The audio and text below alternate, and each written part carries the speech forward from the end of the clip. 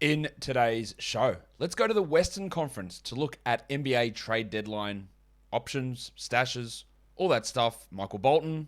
Thanks, Josh. It's Michael Bolton here, and it's time for another episode of the Locked On Fantasy Basketball Podcast. Let's get to it. Let's get to it, indeed.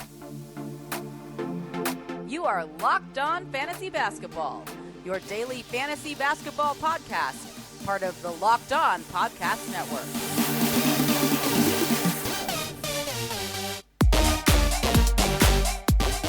Hello and welcome to the Locked On Fantasy Basketball Podcast, brought to you by Basketball Monster. My name is Josh Lloyd, and I am the lead fantasy analyst at basketballmonster.com and at Yahoo Sports Australia. And you can find me on Twitter, as always, at redrock_bball, and on Instagram at Locked On Fantasy Basketball. Thank you for making Locked On Fantasy Basketball your first listen every day. We are free, and we're available on all platforms. Yesterday, I did an NBA trade deadline preview show for the Eastern Conference. People seem to enjoy it. That's fine. That's great. That's what we're here for. So today we're going to go to the Western Conference, look at players most likely to be traded, players who could be stashed, remembering that the likelihood of this being accurate is very, very low. I know, I sell it so hard. I'm going to be wrong in nearly all of these. And the stashes, in vast majority of situations, are not going to work out. That's the nature of the beast. We are 1 week away. So even if you do make a stash and burn a spot for a week, I don't think it's a problem. Doing it weeks in advance is shithouse. Doing it months in advance is ridiculous.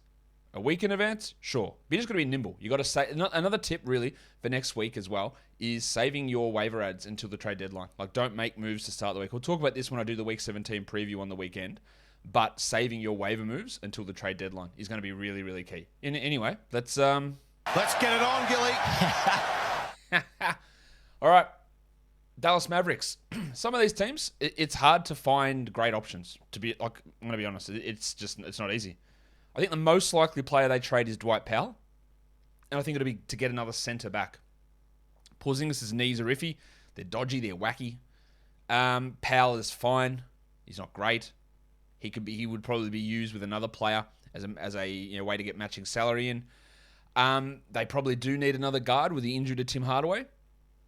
So could you just say, well, we're relying upon Maxi Kleber, Porzingis to get healthy, and then maybe we're throwing in Marquise Chris and Moses Brown? It's not completely inspiring with Willie Cauley-Stein gone as well now. But I think Powell's salary just makes him more appealing to be involved in a trade, not that he's going to have much fantasy value. In terms of stash options, I think this is sort of related to the deadline, but not really. It's mainly the way that he's playing at the moment, and that's Reggie Bullock. With Hardaway out, he's playing 30-plus the last two games. Now, he was shooting at a rate which was ridiculous, like 20% from three and 60% from the line, where he's just never been that guy. He doesn't do much more, but he's always been a good shooter. And that's starting to come up at the moment. So Bullock is an interesting guy to grab for the moment, stash, and then see what shakes out with this team at the deadline. I don't expect them to be significantly active. We've consistently heard the rumors about Goran Dragic heading there. I don't know what he would be. I know he wouldn't be a 12-team league out. I know that much. It would have an impact on Bullock, and it would have an impact on Brunson. I don't know if they would start Dragic and Doncic together. They probably wouldn't, because Brunson has been much better than Dragic. But it might have an impact overall on their numbers if that sort of a trade did end up going down. Denver's probably the team I've found, I reckon, the hardest to find who the hell they would trade. I settled on Facu Campazzo. Even though they don't have huge amounts of guard depth, he's been in and out of the rotation. He's been, honestly, one of the worst rotation players in the NBA this season. And he's just, like, I don't know what he's providing for them. I don't know what he's providing for other teams, but they've got replacements there. Yeah, when Jamal comes back, it's Monty Morris. You've got Bones Highland there. Austin Rivers plays at the guard position. Marcus Howard can step up a little bit. So they've made a trade. Bryn Forbes, the other guy. I don't know where Campazzo could go and what happens with him, but they do probably need a little bit of depth in the front court, like their backup center positions. DeMarcus Cousins, who you can't rely on, hurt, not good anymore. There's Zeke Naji there, who I think is an interesting stash, just to see if he can work into a larger role if they do deals, say, JaMychal Green. But I don't expect them to be particularly active. The stash guy is Bones Highland. It's all about gaining Malone's trust. I think he's better than Facu already. He's more dynamic than Austin Rivers and Marcus Howard. Pretty clearly, he's more dynamic than Monty Morris, who we know Monty Morris will just give us 12, 3, and 3 with 1 turnover and 1 3 and shoot 47% with 82 from the line. Yeah, Bones is way more dynamic. He can drop in 20. He can have 7 assists. He can shoot 20%. He can shoot 70%. He's all over the shop at times. I don't really expect them to be carving out a role for, carving out this huge role for Bones due to a trade. That would be, it would be great if he could, but he's probably the guy there. Zeke Nudge is the other name I thought of putting into that area for the Nuggets. The Warriors, they're playing so well. So what are they going to do? I was trying to go through their players. They wouldn't trade Gary Payton. They're not going to trade Damian Lee, obviously Steph Curry's brother-in-law. They're not going to trade Otto Porter. Not going to trade Iguodala. Not going to trade their stars. They're probably not going to trade Kuminga or Moody. So I think they've shown a lot. So they're not going to trade Kevon Looney. They're not going to trade Toscano Anderson, I don't think. I think it's going to be Blunty. Now, obviously, if he is traded, it's to a team that doesn't really care because I don't know if he's going to play this season, to be honest. It's been forever. We're hearing nothing. He's had multiple knee surgeries now. One, in the off-season and one in-season. He's still going to tantalize teams with his size and his speed and his athleticism. He's going to whatever the opposite of tantalize is with his basketball IQ. But I don't really see how he helps this team. And they need help now because they want to win. The stash option I've got is Moses Moody, mainly because I want to do this. When you look at Moses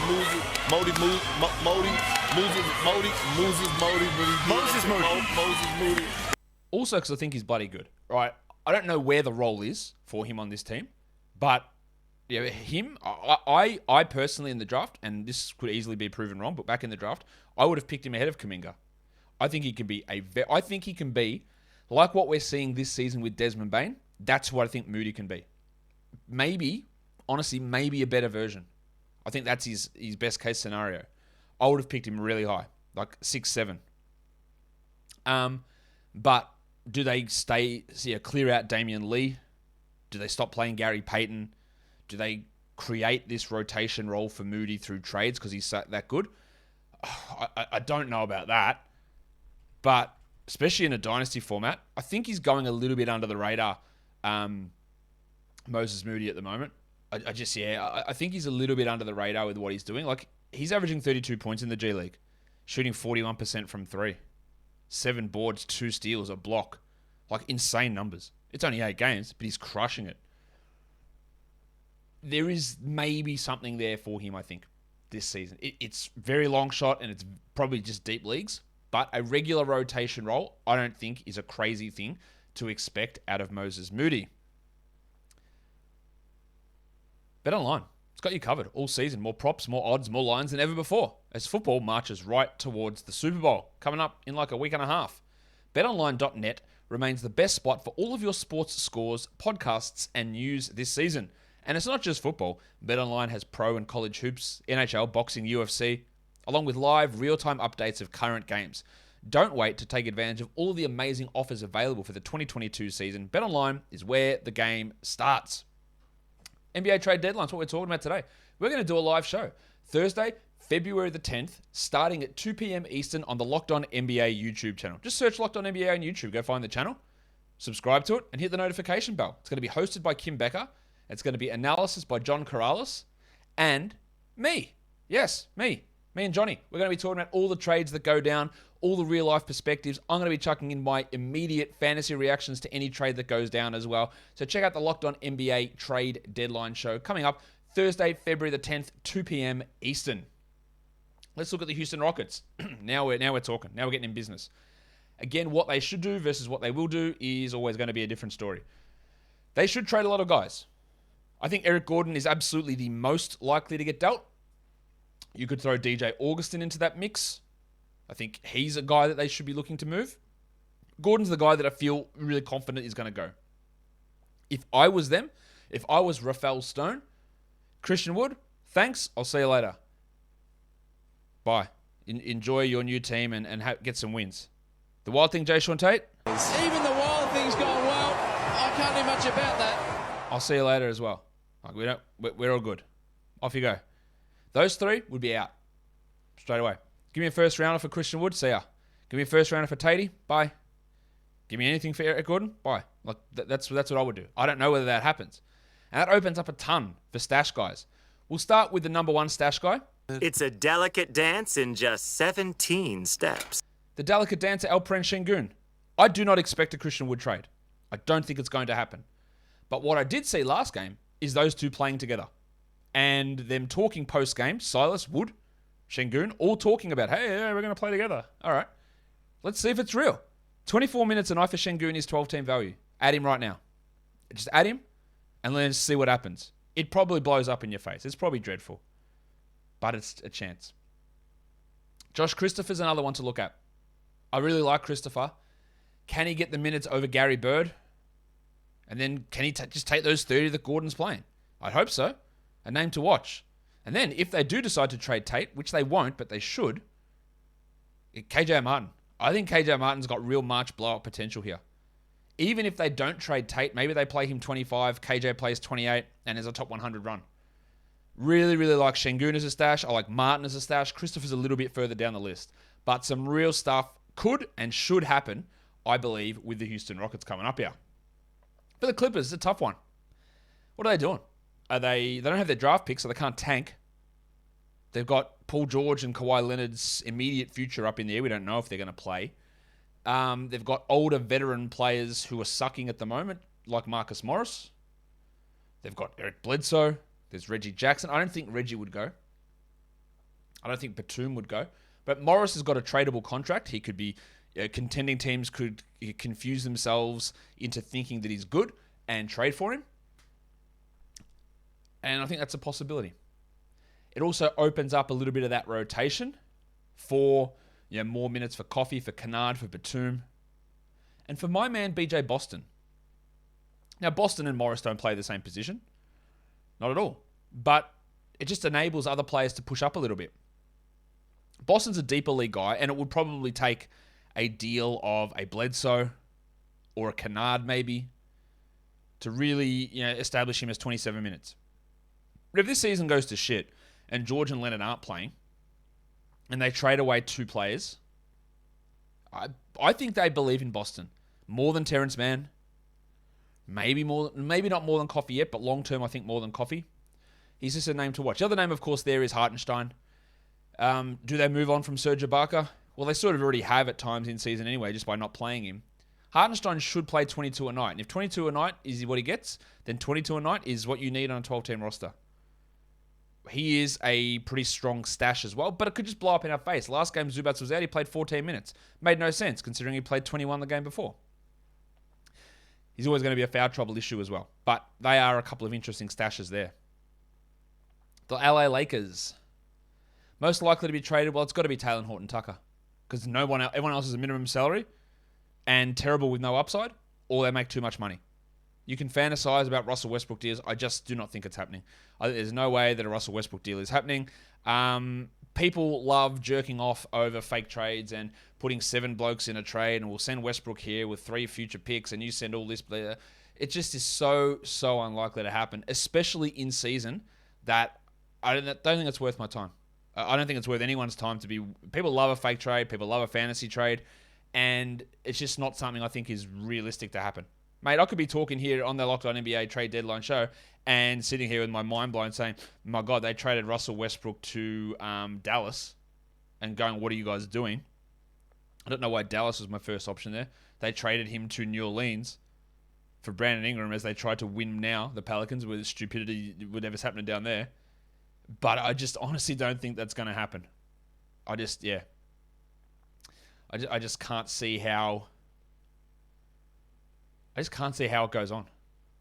Like, I think they're going to make a move. It's going to be with Horton-Tucker, who has upside, is 20. He's been terrible, but he's got a good contract. The stash guy, it's... I think it's Austin Reeves. I really like what Reeves is doing. I think he should be getting every minute that Avery Bradley's getting, but he won't, unfortunately. So that's a problem. for the Lakers. They're not playing their better players. Do they trade Avery Bradley? Remember, Avery Bradley was cut by the Warriors in preseason, and now he's starting every game for the Lakers. There's a reason he was cut. Because he's not good. Reeves is just a deeper league stash, but it's not particularly great. Yeah, it's not a particularly great stash. This one's not a great one either, and I'm not sure that that's what I've said here is in the spirit of things. That's the Grizzlies. Most likely to be traded is Kyle Anderson, I think. Anderson's got his strengths, he's got his weaknesses, and he's in a pretty strong role. For this team wants a title. Let's get nothing mixed up here. They want to win right now. They could make some really big moves. I don't think they will, but I think the most likely guy to move on is Anderson, who fills the role, but he's a great option to help fill salary to get other guys in. If he does move and they consolidate a few of their assets to bring back a bigger name player, we've seen what happens when Anderson's out. Brandon Clark's value steps up. Well, the way things sit, I don't think Brandon Clark's a 12-team league player currently right now with a healthy team. We've seen the last 3 games, like 18 minutes a night, and not worth it.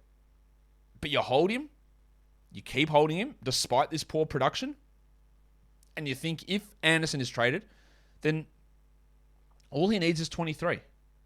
It's only 4 minutes difference, but getting those 23, it might even push to 25, is enough for Clark to become that 12-team must-roster player.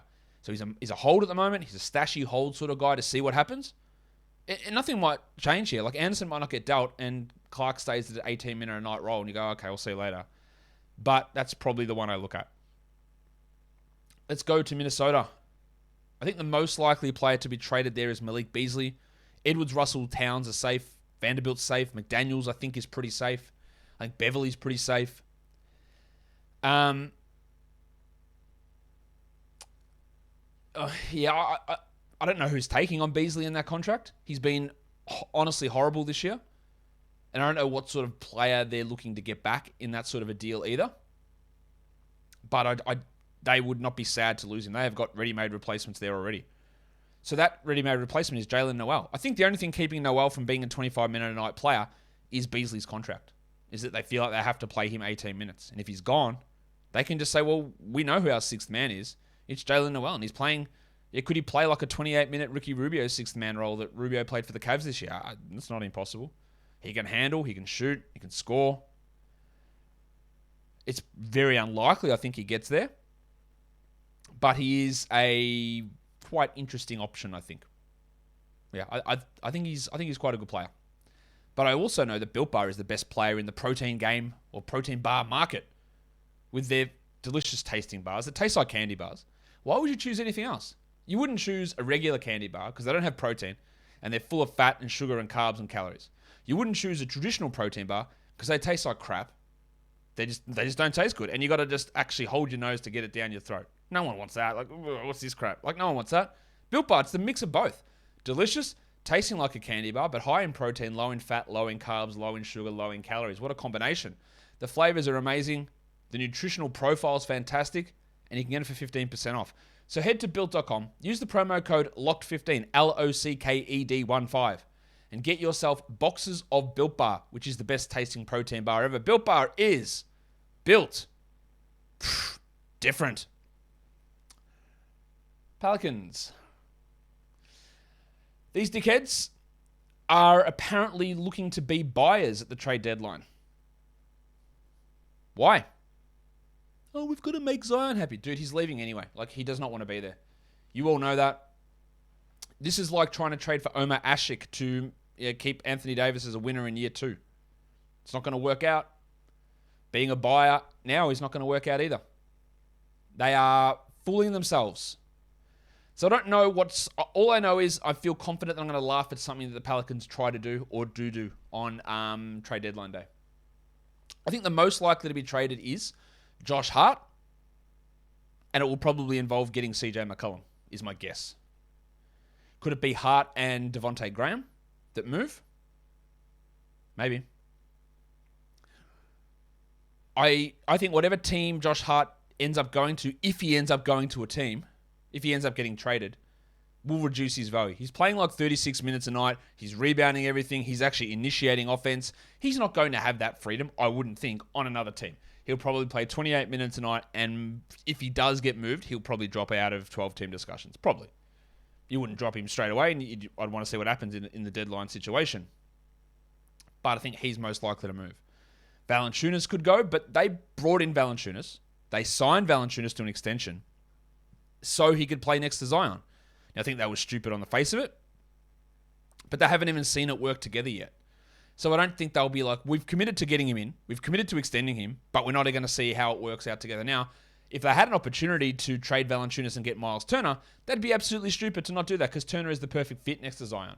And they can just sit there and play with each other's broken foot until the end of the season and come back next year ready to go. And that would be an absolutely dynamic pairing. Yeah, and that they should pull that button straight away. Pull that button, pull that lever. Push that button. That's what I'm trying to say.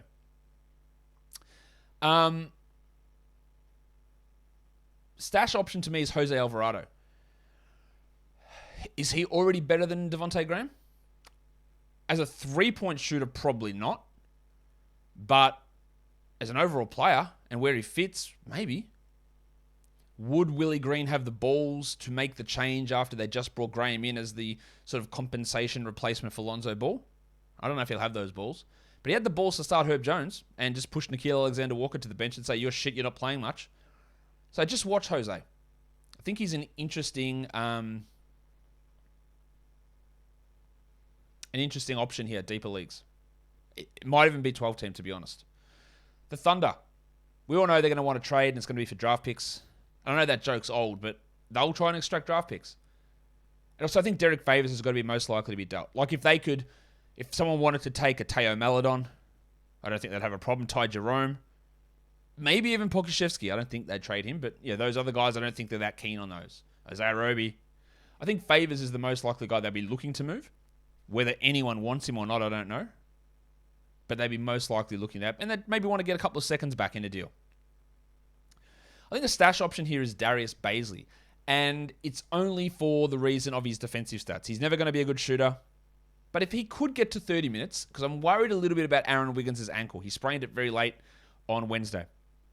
And I reckon that might be weeks, not days. I don't know. We haven't heard an update. I am worried about that. So if he is out, Baisley might have to go back to starting. He might play 30 minutes. He might average 8 rebounds and 1.7 blocks.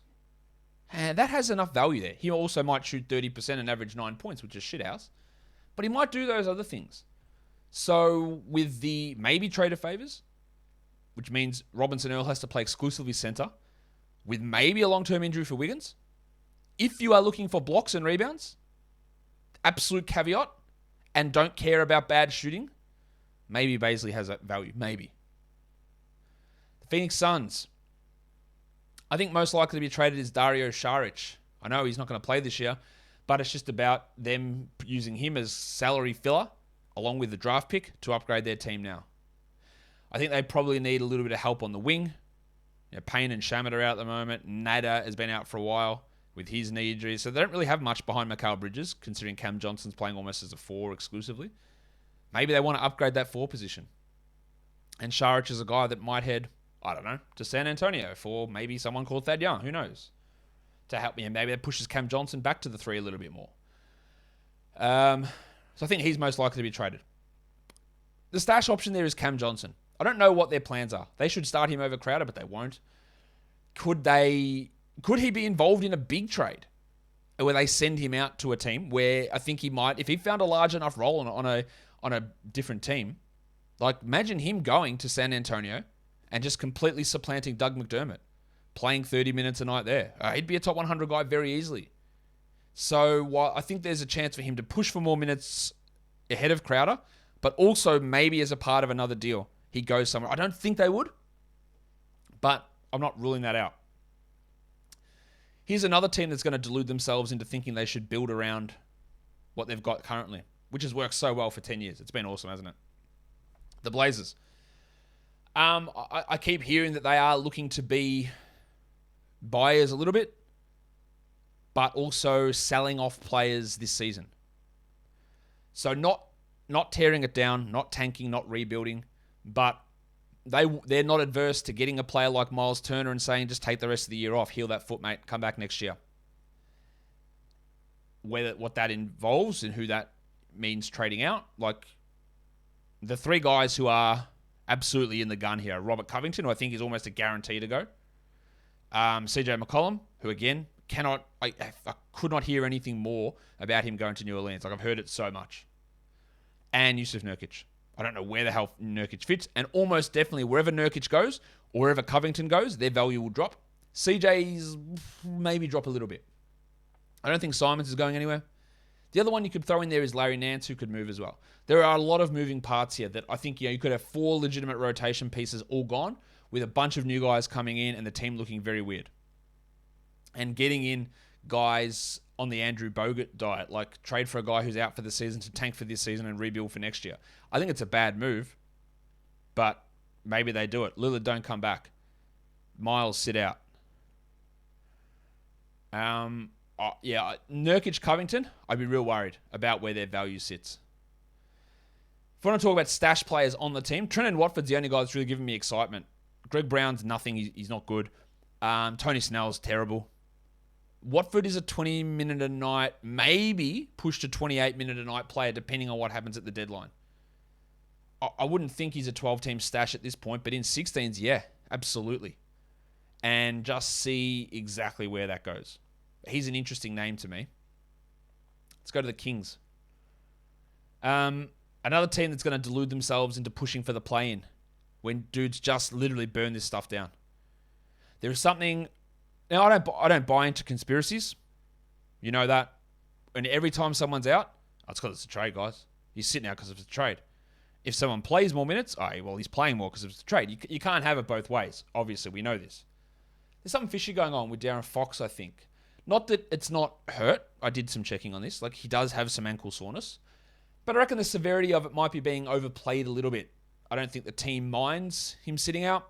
I don't think he minds sitting out. I don't think he's particularly happy there. And it gives the team an extra opportunity to view how the Halliburton-Davion Mitchell combination works. Something's a little bit fishy with that ankle. Most likely to be traded, I think it's the pencil, Harrison Barnes. Barnesy! I think they should be inquiring about trading Fox. If I was them, I'd get Ben Simmons in and trade Fox for him. Not that I think the Sixers would want Fox necessarily. I think Rashawn Holmes is a big chance to get traded. I think Marvin Bagley's almost definitely gone. So I think they should be making a lot of moves. Will they or not? I don't know. I think they could make some very terrible moves. But at the moment, Fox is out. Terrence Davis is done for the season. The other one, Buddy Hield, he can go easy as well. Davion Mitchell's the stash. We run him for the moment. Fox is out. No guarantee Fox literally ever plays again for Sacramento. I think he does, but it's no guarantee. But what happens if Barnes goes and Bagley goes and Hield goes and Holmes goes? We could stash Damian Jones. I'm very into stashing Chimezie Metu. I think that if Barnes goes, that Metu is going to start and play 26 minutes a night and actually be a top 120, top 100 player. If Holmes goes, Damian Jones will become an option for sure. Could they be in the Yusuf Nurkic business? That's possible. A lot, I think, is going to happen here. The number one stash, I think, is Davion, and then Metu. And then Jonesy, maybe.